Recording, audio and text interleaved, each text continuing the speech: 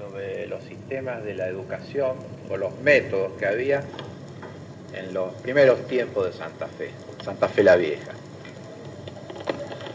Con mucho gusto.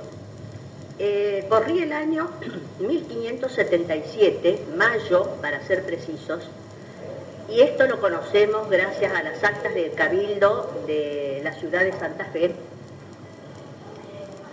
y sabemos que un señor llamado Pedro de Vega, maestro de primeras letras, pidió salir de Santa Fe, irse a otros lugares, porque aquí en Santa Fe, es decir, en Santa Fe la Vieja, no ganaba lo suficiente como para poder vivir.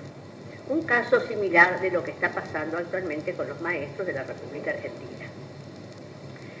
Hablando de República Argentina, debemos decir que este maestro, Pedro de Vega, no solamente fue el primer maestro de Santa Fe, sino que fue el primer maestro del Río de la Plata, porque aún todavía no se había fundado, es decir, refundado la ciudad de Buenos Aires en junio de 1580.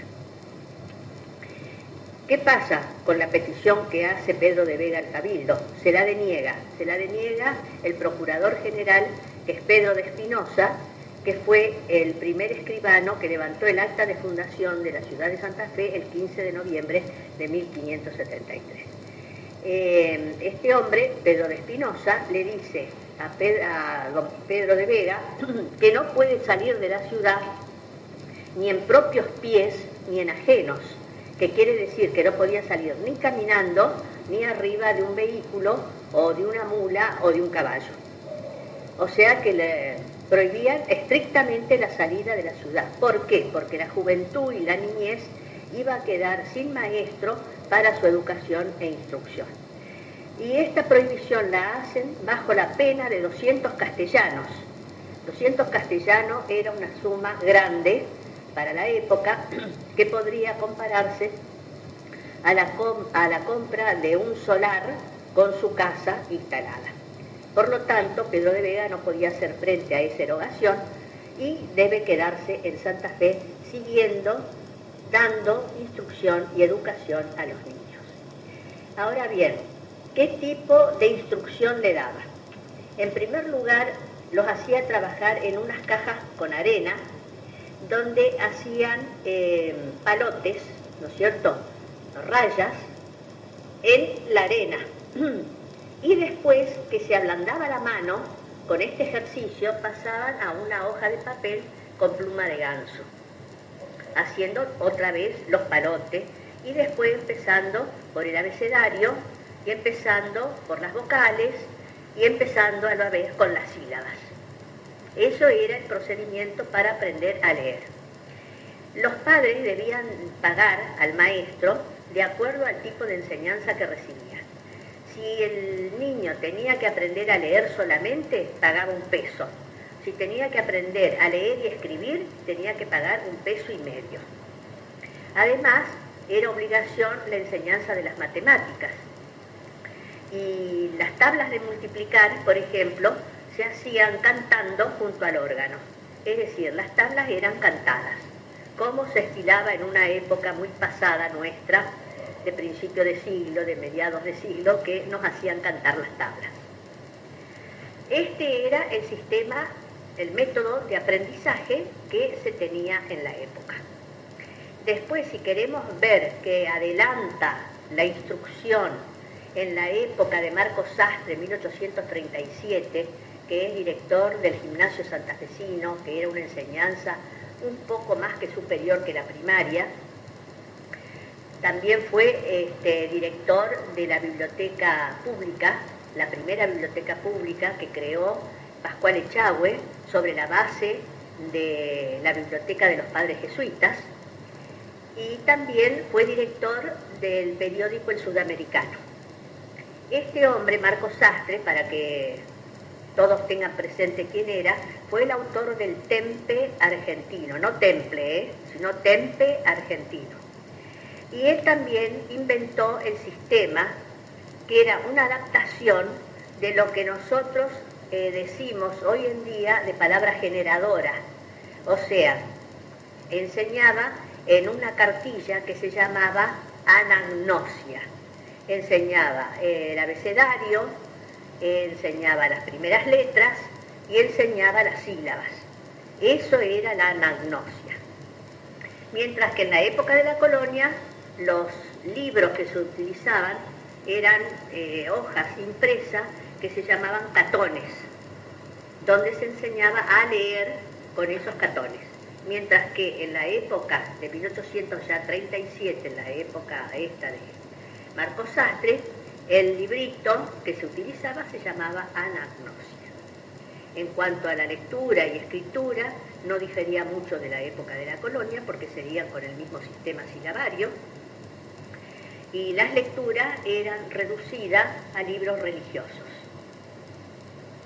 Nada más. ¿Había alguna diferencia entre la educación respecto del sexo, mujer u hombre?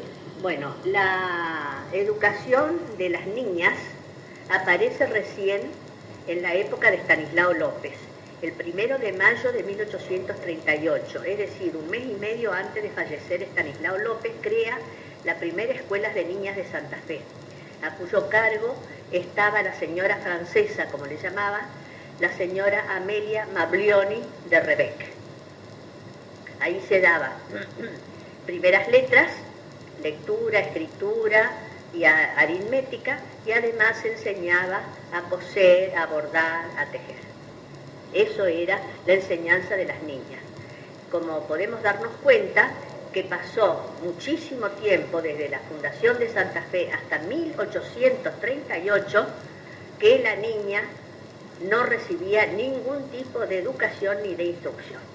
Solamente había beaterios que reunían a las niñas pobres o desamparadas que ya no tenían familia, y entonces le enseñaban a rezar, a coser, a bordar y a tejer.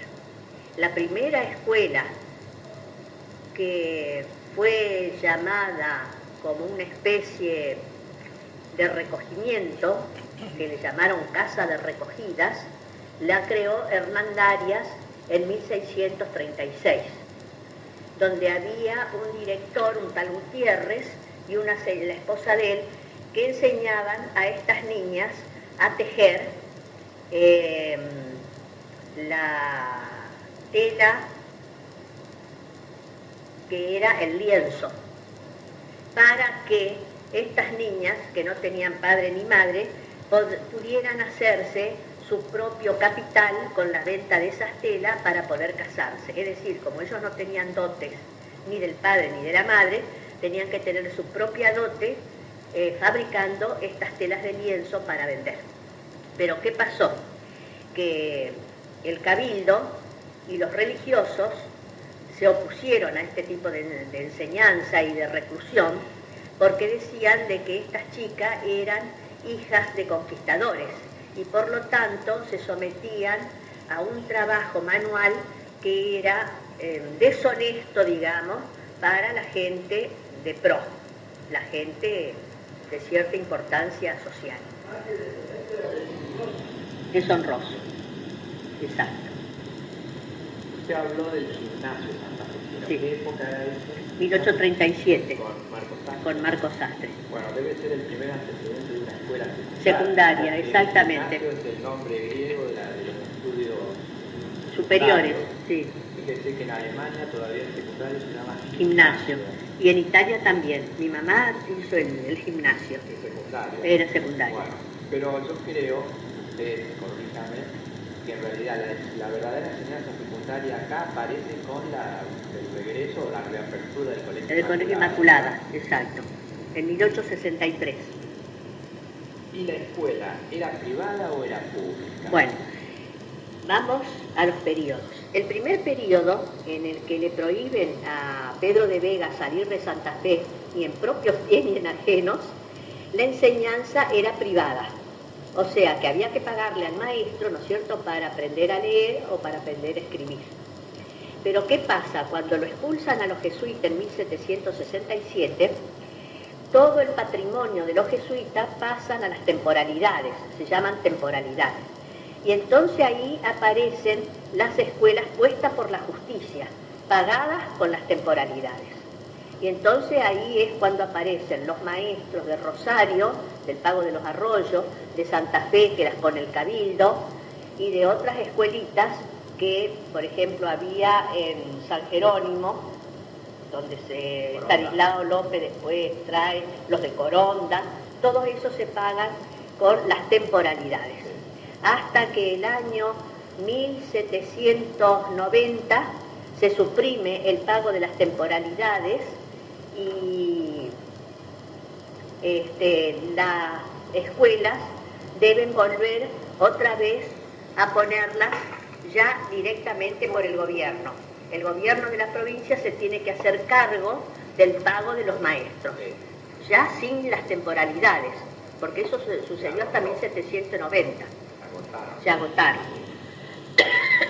Por lo tanto, el gobierno provincial, cuando aparece en 1815, en adelante, ya se hace cargo del pago de los maestros. Y ahí, por ejemplo, tenemos un trabajo que hice yo para incorporarme a la Junta sobre la escolaridad en la época de Estanislao López. Él recibe como herencia 5 escuelas y las elevó a 13. O sea que a pesar de ser un militar, que lo único que le preocupaba era la independencia de la provincia de Santa Fe, la autonomía, sin embargo se dedicó también a la instrucción de la niñez. Hay una anécdota muy graciosa que contaba el doctor Manuel María Cervera de una discusión que había tenido con Martín Aldao. Sí. Martín Aldao le discutía y afirmaba que Estanislao López era analfabeto.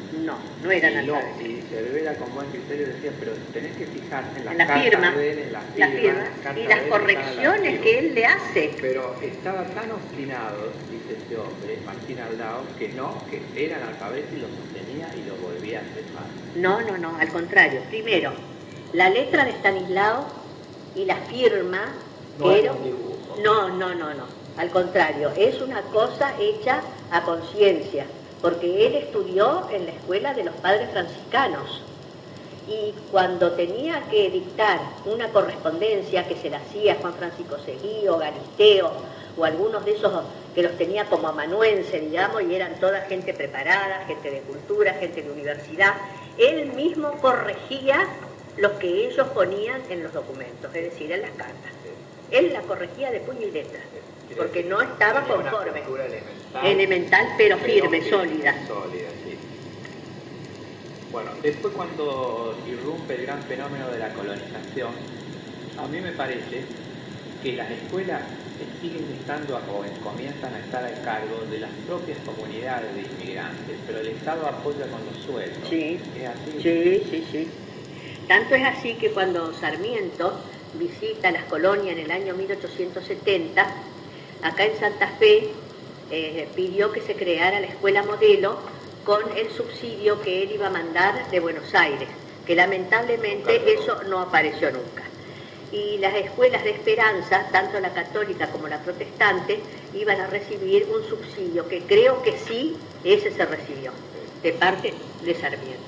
O sea que tanto el gobierno nacional como el provincial tenían la obligación de sostener las escuelas de la provincia. Bueno, esto venía también de la cláusula constitucional de la Constitución Exacto, del 53. Donde las provincias están expresamente obligadas a dar proveer la enseñanza exacto, privada. sí.